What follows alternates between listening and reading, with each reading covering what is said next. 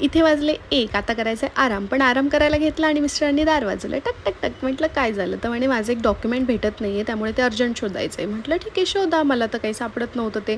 मग त्यांनी ते डॉक्युमेंट शोधलं आणि आज तुम्हाला इथे एक गोष्ट सांगायची, की ही जी गाडी आहे ना आमची, हिचा आज आमच्याकडे शेवटचा दिवस आहे. कारण की आम्ही ही गाडी विकतोय आणि आम्ही नवीन गाडी बुक केलेली आहे. तर ती कोणती आहे, काय ते तुम्हाला नंतर कळेल. आणि हा जो मुलगा आहे ना, यानेच आमची गाडी घेतलेली आहे आणि हा आमच्या ओळखीचा आहे, आमच्या एरियातलाच आहे. त्याच्यामुळे काही नाही, आमची गाडी आम्हाला दिसत राहणार.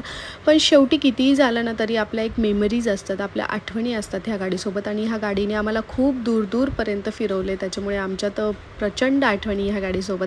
मिस्टर झाले होते खूप इमोशनल, पण म्हटलं ठीक आहे असू द्या, आता तुम्हाला नवीन गाडी हवी आहे तर हिला बाय बाय करावंच लागणार, कारण आपण तर अजिबात अंबानी नाही आहोत की 2-2 गाड्या सांभाळू शकू.